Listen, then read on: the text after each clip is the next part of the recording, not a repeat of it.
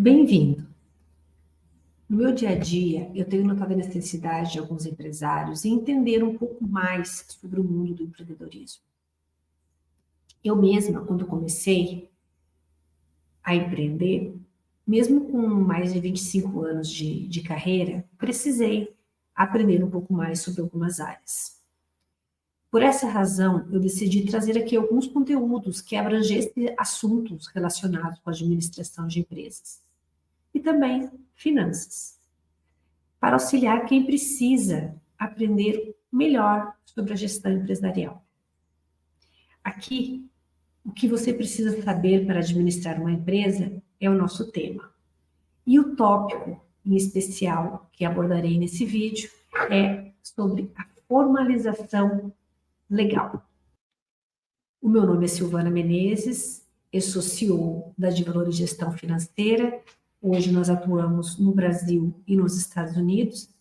A minha formação é em ciências contábeis e também sou especialista em finanças. É comum encontrar empreendedores com ideias maravilhosas e que se lançam no mercado sem conhecer exatamente aonde pisam. Isso acontece com os grandes e também com os pequenos. Para você obter êxito, você precisa entender de mercado, de produto, de gestão, de finanças, de tributos, entre muitas outras coisas. São tantos detalhes, que realmente preocupam e desmotivam, impedindo até mesmo muitos de iniciarem. Comigo não foi diferente. Eu também passei e passo por alguns desafios aqui constantemente. Outro dia eu recebi um chamado de uma empreendedora do ramo da beleza, que ela queria contratar a gestão financeira. Eu fui pessoalmente até a loja dela. Ela resolveu abrir o próprio salão, pois ela tinha muitos clientes e entendeu que deveria seguir aí por conta própria. Eu cheguei lá na loja e ela ainda estava em obras, mas já estava atendendo como ela podia, pois os clientes dela não podiam esperar. Ela vendia alguns pacotes, e ela precisava também da receita. Eu fiz a entrevista usual com ela, para entender o momento e verificar, como é que eu podia ajudá-la. Mas no final da conversa, eu perguntei para ela como é que estavam o alvará, as licenças, se estavam tudo em dia. E, para minha surpresa, ela nem contador tinha. Ou seja, ela alugou a sala, reformou, comprou equipamentos, contratou pessoas antes mesmo de constituir, formalmente a empresa. Eu, claro, sugeri para ela que antes mesmo dela me contratar, que ela procurasse um contador para regularizar a situação. Ela agora já se organizou, já tive notícias, e logo, logo eu espero começar aí com a gestão financeira, porque ela realmente precisa também de apoio nessa área. Mas ao longo desses vídeos, eu vou trazer para vocês alguns conteúdos que podem ajudá-los a entender um pouco mais. E quem sabe contribuir para o sucesso da sua empresa. Que é complexo gerir uma empresa. E que todo empreendedor precisa estar aberto ao novo e disposto a mudanças constantes. A falta de previsibilidade leva a um estresse emocional muito forte. A sobrecarga de trabalho e as responsabilidades podem cegar e dificultar que você veja, que você enxergue uma saída, tornando tudo muito mais difícil. Mas entender alguns desses aspectos pode tornar essa tarefa um pouco mais fácil. Inicie abrindo a sua mente e, quem sabe, vai encontrar aqui nesse conteúdo algo que poderá contribuir. Vocês que vejam aqui esse vídeo para que possamos refletir um pouquinho com o que acontece nele. O que está acontecendo, Roy? Eu não só consegui uma casa para mim, mas tenho uma nova equipe comigo e vendemos a nossa primeira animação. Que ótimas notícias. Angela me contou que você se mudou. Ah, e ela vai passar no cinema do Newman. Isso é muito bom. Quanto está ganhando por cada animação? 30 centavos por centímetro. E quanto você gasta? 30 centavos por centímetro. Então você está vendendo por custo. Eu esqueci de adicionar o lucro. Olha, Wall, você está precisando colocar os seus pés no chão. Tudo bem, não se preocupe. É apenas o começo. Vejam aqui que o Walt Disney conversa com seu irmão Roy. Todo feliz por ter vendido a primeira animação. Esse trecho é do filme Walt antes do Mickey, que mostra a trajetória do Walt Disney para obter o sucesso. E não foi nada fácil. Mesmo para quem ainda não teve oportunidade de ir aos parques, né? Possivelmente você já viu um filme, alguma animação, né? E entende a grandeza que é a empresa, né, constituída e iniciada pelo Walt Disney. No filme é possível tirar vários ensinamentos. E eu recomendo aí para quem ainda não assistiu.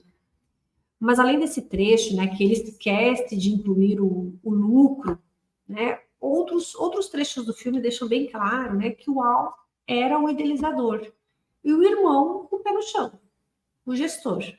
E os dois juntos construíram o que a gente conhece hoje.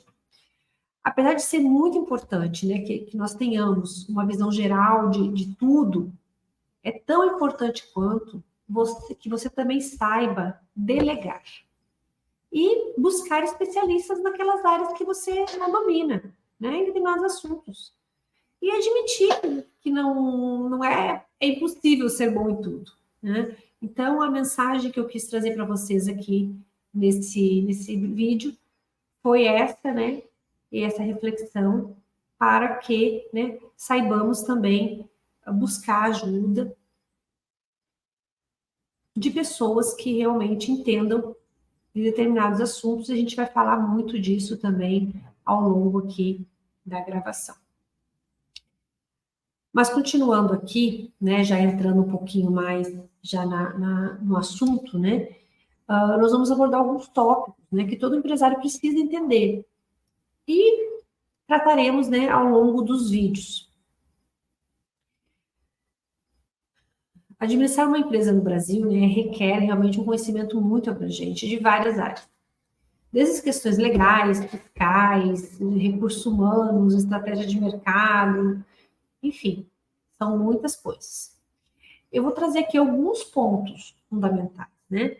Mas já saliento que eles são importantes não somente quando você abre uma empresa, mas sim durante as atividades, né? Então, você precisa estar constantemente atento a esses pontos. São eles a formalização legal, o planejamento financeiro, recursos humanos, gestão de pessoas, marketing e vendas, gestão de operações, jurídico e regulatório, tecnologia e inovação, gestão estratégica e relação com stakeholders.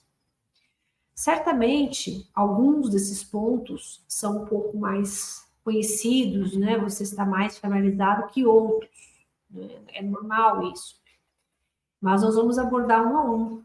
E o primeiro tema que eu trago hoje é a formalização legal.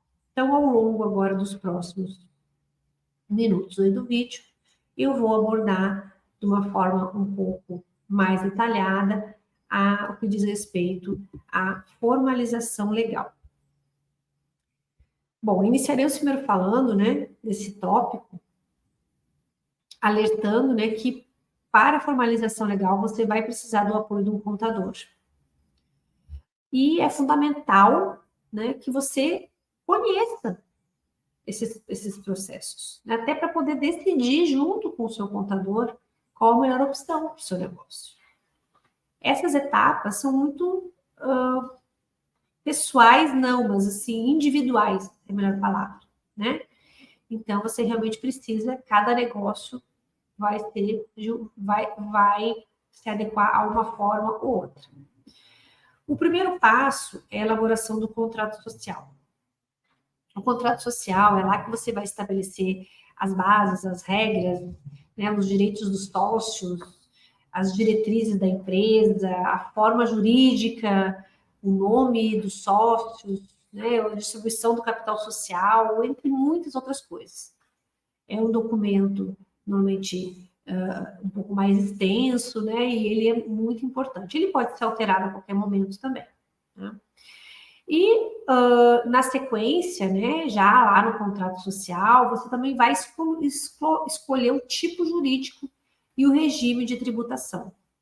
Esses são 2 pontos que eu vou abordar mais para frente, porque eles, assim, realmente causam uma confusão, né? Tipo jurídico e regime de tributação. Então, eu vou abordar com um pouquinho mais de detalhe aí nos próximos slides. Mas eles não são a mesma coisa, tá? Não confundam que eles não são a mesma coisa. Na sequência aqui, você precisa registrar a sua empresa nos órgãos competentes, normalmente a junta comercial aí da cidade. Você também precisa obter um CNPJ, né, que é o Cadastro Nacional de Pessoa Jurídica, emitido pela Receita Federal. Ele é um número que identifica a sua empresa, assim como pessoa física tem um CPF, né? E é nele também que você define a sua atividade econômica principal e a secundária também.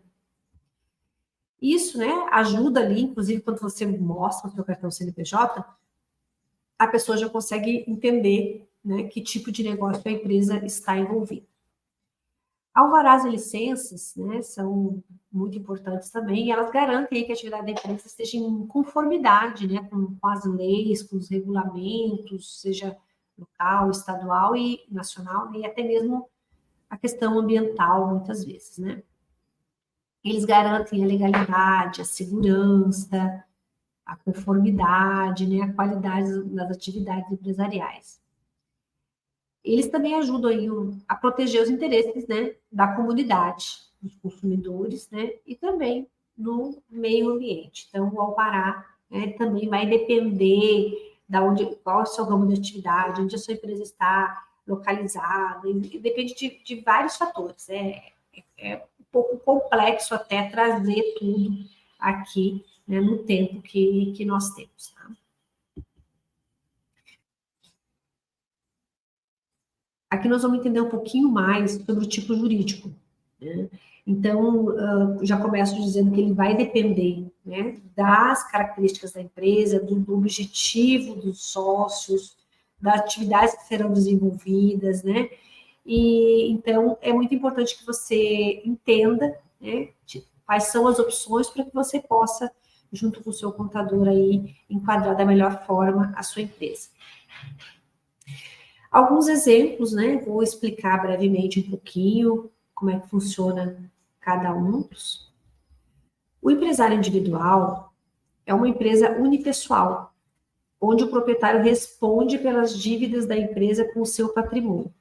Então, é muito importante, depois, mais para frente, a gente vai falar também do tipo tributário, né? Do regime tributário. Então, é muito importante que vocês entendam que o empresário individual, ele responde, né, com o patrimônio pessoal. As dívidas da empresa respondem com o patrimônio pessoal. O microempreendedor individual, conhecido aí pelo MEI, né, é destinado a pequenos empresários também, né, mas ele tem um regime de tributação simplificado e obedece um limite aí de faturamento, né, popular, que é com atividades informais, né, de pequeno porte. Aqui nós não vamos entrar em detalhes com relação ao enquadramento de cada um, tá? E com relação ao faturamento e outras características. Isso vai ser tema do outro vídeo. Voltando aqui aos exemplos, então, a sociedade limitada, né, LTDA, é uma forma comum de empresas, né, que envolve 2 ou mais sócios. E aqui importante, a responsabilidade dos sócios é limitada ao valor das suas cotas do capital social da empresa, diferente, né, do empresário individual, né, que nós vimos lá, que é uma sociedade unipessoal, aonde o sócio responde com o próprio patrimônio. Então, se a empresa tiver dívidas, o patrimônio do sócio poderá ser afetado no empresário individual. Já na sociedade limitada, não. Se a empresa tiver dívidas, né, a empresa que vai pagar e não afeta, né, os bens individuais dos sócios, apenas até as suas cotas. A sociedade anônima já é uma forma um pouco mais complexa, né? Não se aplica aí aos pequenos, mas é aquela empresa que emite ações negociadas na bolsa, né? Pode ser de capital aberto, fechado, né? Um pouco mais complexa.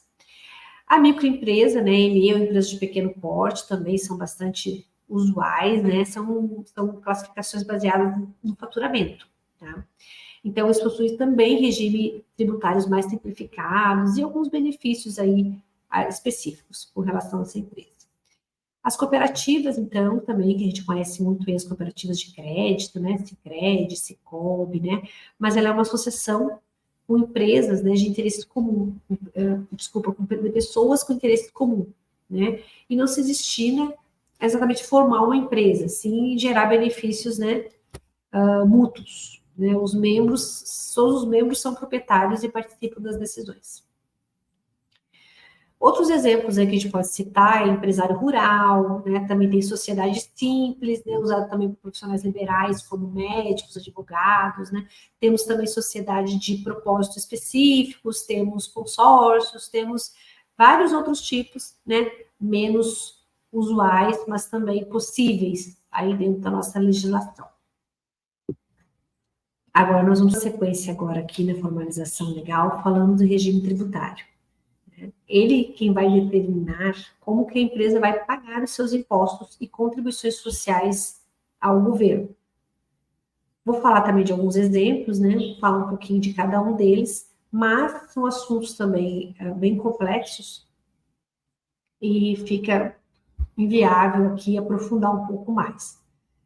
Mas é importante notar, né, que a opção pelo regime tributário não está diretamente ligado ao tipo jurídico da empresa, mas sim às características do negócio, ao faturamento, às despesas, à forma como os lucros são apurados. Dessa forma, diferentes tipos jurídicos podem optar por diferentes regimes tributários, dependendo das especificações da empresa. Então, você vai poder ter uma empresa que é LTDA, que pode ser tributada pelo lucro real, pode ter pelo lucro presumido e pode ter pelo simples. São duas características diferentes, tá? Mas cada uma aí com as suas regulamentações. Por isso, é altamente recomendado, né, que os empresários consultem um contador, um advogado especialista em direito tributário para determinar qual é o melhor regime tributário para a sua empresa, levando em consideração tanto o tipo jurídico, que vai influenciar, né, quanto as características financeiras e operacionais do negócio. Esse estudo, ele tem que ser feito anualmente, pois dependendo de algumas situações, pode ser mais vantajoso permanecer em um ou em outro regime. Novamente, eu repito, né, que você não confunda tipo jurídico com o regime tributário. O regime tributário vai depender, né, vai determinar como a sua empresa vai pagar os seus impostos e contribuições sociais ao governo. Eles não são as mesmas coisas. Abaixo, né, relacionamos os exemplos. Eu trouxe aqui os principais regimes tributários, né? E vou falar um pouquinho também como é que eles se relacionam aí com os tipos jurídicos das empresas. Começando, então, pelo Simples Nacional, que este é um regime simplificado, destinado aí a microempresas e de pequeno porte. Ele unifica diversos impostos e contribuições em uma única guia, que é uma praticidade aí para o empresário, né? As empresas que optam pelo Simples Nacional podem ter diferentes tipos jurídicos, como eu já falei. Ele pode ser um empresário individual, ele pode ser uma sociedade limitada, e por aí vai. O lucro presumido, né, nesse regime, né, a base de cálculo dos impostos é presumida.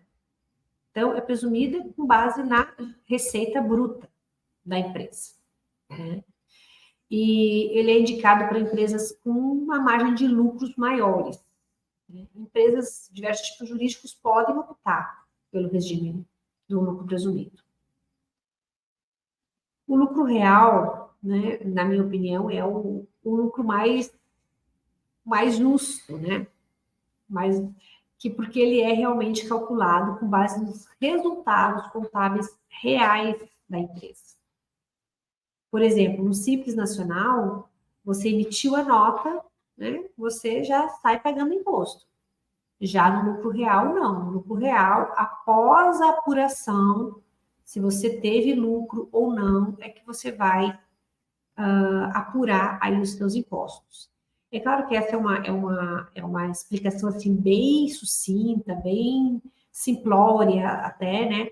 Mas como nós estamos aqui, né, tentando entender de uma forma genérica, né, de uma forma mais ampla, essa é a melhor explicação que eu achei para trazer aqui para vocês, né? E o lucro real também é possível que vários tipos jurídicos se enquadrem também nesse, né? Assim como todos os outros, ele não está vinculado a um tipo jurídico ou outro, né? O lucro arbitrado, esse aí já é um pouco mais complexo, porque ele é um regime que, quando a empresa, né, ela é auditada por alguma razão, fiscalizada, né, principalmente pela Receita Federal, verifica-se que tem alguma coisa que está errado, e a Receita vem e estabelece uma margem de lucro a ser tributado, né? Então, é quase que uma imposição ali, né, por diversas razões, né? E normalmente são aplicadas em algumas situações especiais.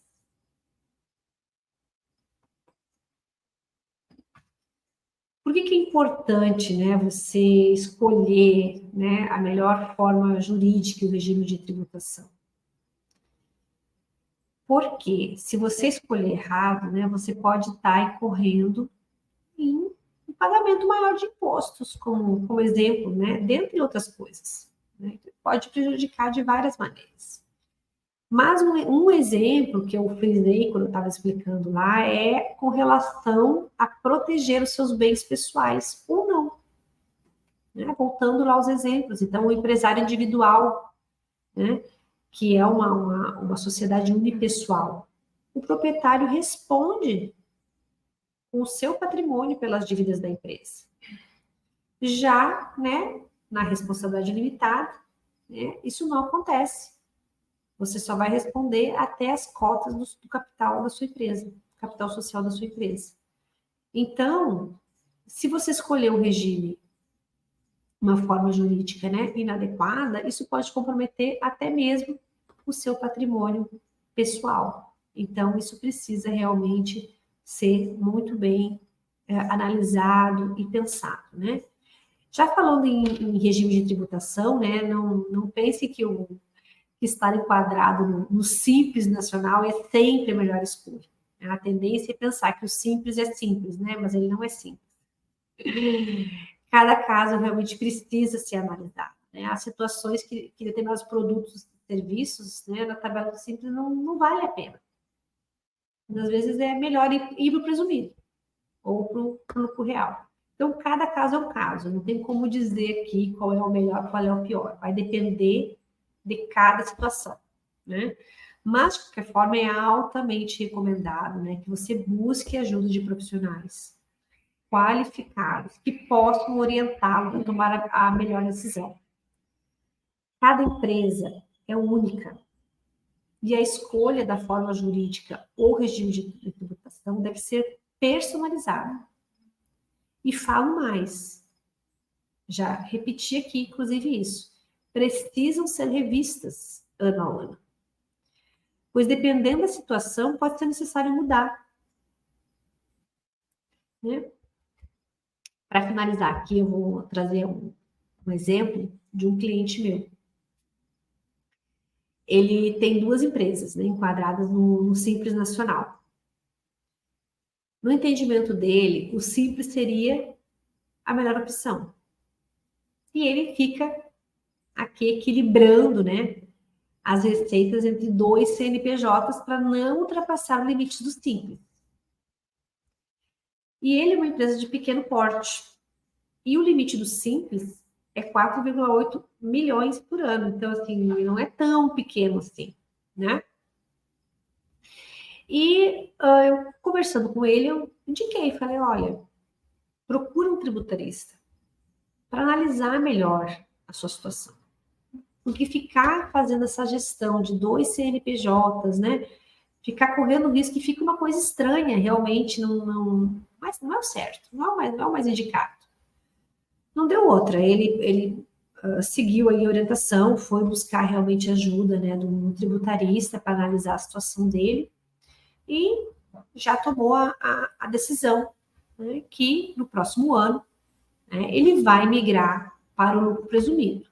E mesmo migrando para o lucro presumido, ainda vai pagar menos impostos do que ele estava pagando pelo Simples, conforme a análise e a simulação ali, né, do contador. E além de pagar menos impostos, ele vai ficar com um CNPJ só, né? Facilita essa gestão, facilita tudo. E também reduz custos, porque com 2 CNPJs ele tem também algumas despesas aí que acabam sendo duplicadas, né? Então, eu estou chegando ao fim aqui, né, desse material. Eu espero ter realmente contribuído, né, acrescentado, né, os conteúdos aí para vocês. Eu agradeço a atenção de todos até aqui. Eu peço que se inscrevam no canal, que deixem seus likes, que ativem os sininhos para receberem as atualizações dos conteúdos, né? O próximo tópico será sobre planejamento financeiro, está imperdível, e vamos falar de planos de negócios. Eu vou deixar aqui também os meus contatos, para quem quiser acessar o site, o nosso Instagram, @devaloridf. Você também escanear aqui o QR Code e ver todos os nossos contatos diretamente no celular. E eu agradeço mais uma vez e até breve.